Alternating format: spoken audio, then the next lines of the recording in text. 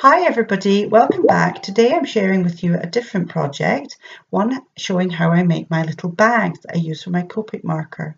So here's the equipment I use, and I've added some captions along the bottom and all throughout the video really, I have a link in the top corner to my blog where there are many more details. So this is the fabric I use. If you're in the UK, Hobbycraft sells some great fat quarters for a very reasonable price. And I always pad my bags so they're lined and padded. And I find that gives them extra protection, especially with expensive markers like Copics. So there's all the sundries I use, pins and things, quilters clips, which I find very useful. So how I cut them down to size, you can find out on my blog the sizes I use. But these are half an inch, well, they're an inch smaller, the bits of fusible fleece, which gives a nice half-inch seam allowance that you can sew around. So I fuse on my fleece lining. I use a damp tea towel because you can't really put the hot iron straight next to them. So to add in your zip, you lay your lining piece, one of your lining pieces, down on your craft mat, and you put the zip on top. So as you can see there, the zipper tab is on my left and up towards me. And then you put one of your outer pieces on top and you clip it down. I use the quilter's clips, and then you have to open the zip slightly because it means that it can be tricky getting past it even with the zipper foot on. And then I attached that with a little pin just because it's quite, to some extent it's a little bit more secure, certainly when I use it.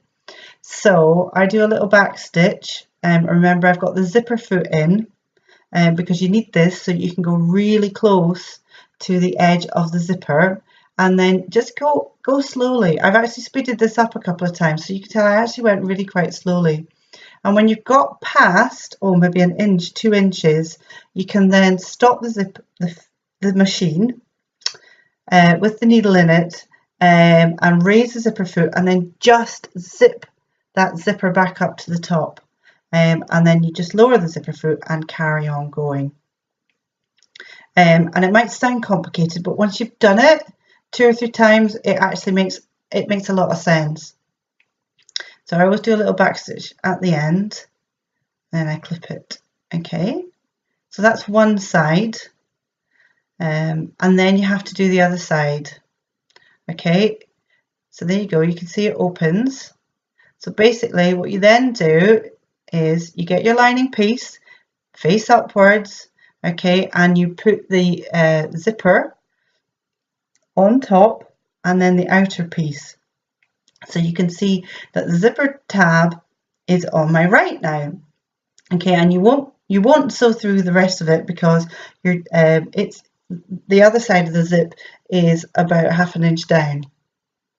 And when you get to the end this time, what you'll do is you'll stop before you get to the very end. You'll see that in a minute.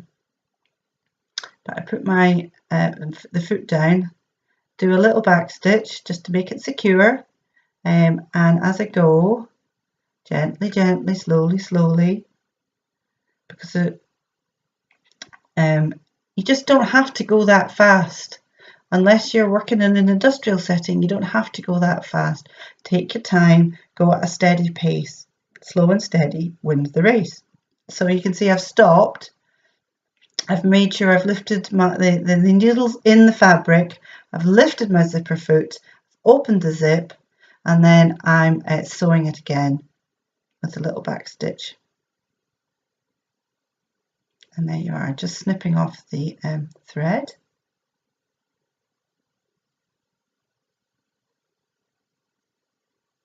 And there you have it. It opens very nicely. So you do that for all your bags, and there you are. You end up with 3 nice bags. So I always make sure I iron. Honestly, I iron my sewing projects more than I do ironing in the house. But this makes it look really nice and professional, especially when you're going on to do the next step, which is giving it a little bit of top stitch. So you still get your zipper foot in, and I like to keep it really taut. You need to keep it taut, for me anyway, when you're doing top stitching. It just holds all the fabric together and it just looks really nice and professional. You can do this in a different colour if you want. I always sew in white, even with different colours of fabric, and you can see because I've speeded this up, I'm taking this really quite slowly because it's got to look nice.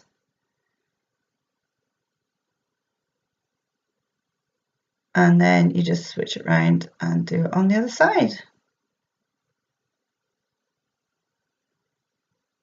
Oh, a bit funny with my thread there.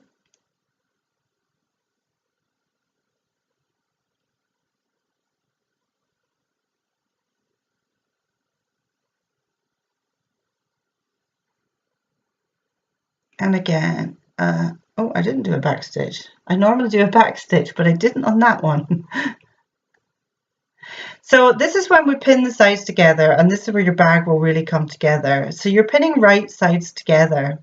Okay, but what you've got to do, and if you don't, you will regret it and you won't be able to open your bag. You have got to open the zip. Now, I don't open mine always 100% all the way, because sometimes I find that if the sides are a bit tight, then with the zipper tab, it can it can sometimes cause a little trouble going over with the needle in your sewing machine, and I've broken several needles doing this. So you try and line it up as best you can, but remember you've got a 1/2 inch seam allowance. And then what you've got to do as well is when you're pinning it together, sometimes I use actual pins rather than quilter's clips, because what you want to do is you want to leave a gap in your lining, and I'll show you in a minute, so you can turn the bag.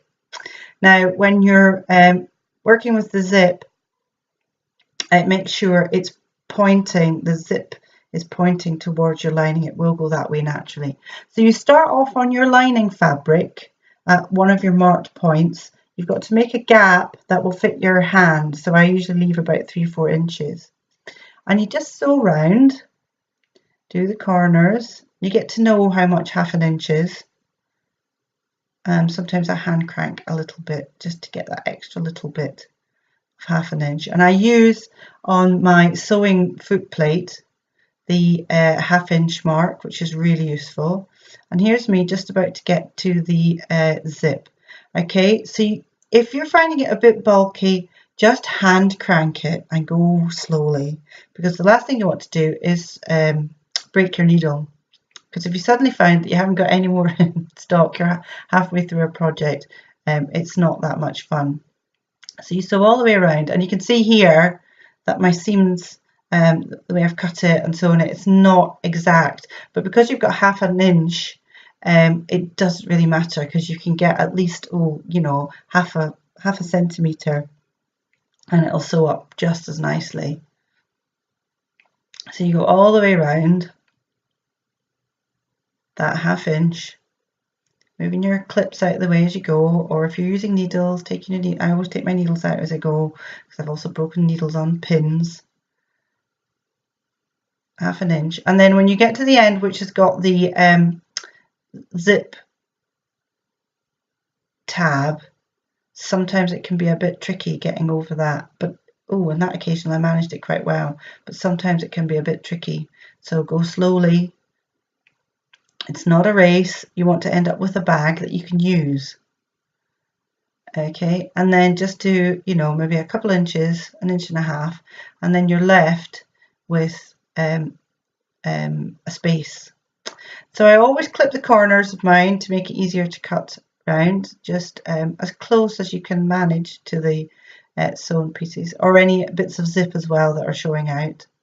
This is why you see you have to put your hand in through the lining piece and pull gently your bag out and turn all the corners. This is why I have a little bamboo turner. Now this cost me about £3 or £4. You must think, why would you spend £3 or £4 on a little bit of pokey thing? Well, this is brilliant. It's really made a big difference to using my finger. I really get quite sharp corners now. Just go gently as well though, because you don't want to poke it straight through, but it works really well because it's fairly blunt. So you've got your lining poking out, and you then have to sew up the gap in the lining. So you just push the bits of the lining together, making sure that all the raw fabric is on the inside, and keep checking, because I once sewed and didn't realise that all I'd done was sew over one end. I always do a little bit of a back stitch and give it a bit of a check. And then I think this goes back to when my mum taught me sewing. I always, for some reason, do a little a double knot before snipping off the edges. Old habits die very hard, because I don't even know if this really is necessary. I don't know any of you who sew. Do you do this? Do you find it useful? And then you just turn it inside out. You push the lining back in, and there you have it. You have got 3 nice little bags. And as I say, I fill mine mostly with Copics for when I go away. But one of my little ones, the little ones proved quite popular with my friends. And a couple have been using them as coin purses.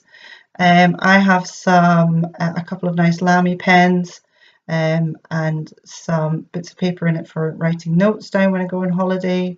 But as you can see, they fit a lot of Copics. The 2 bigger bags will fit Copics, and the big bag will fit Copics and markers. So thank you very much for watching. If you haven't already, would love to have you subscribe, and I'll see you all again soon.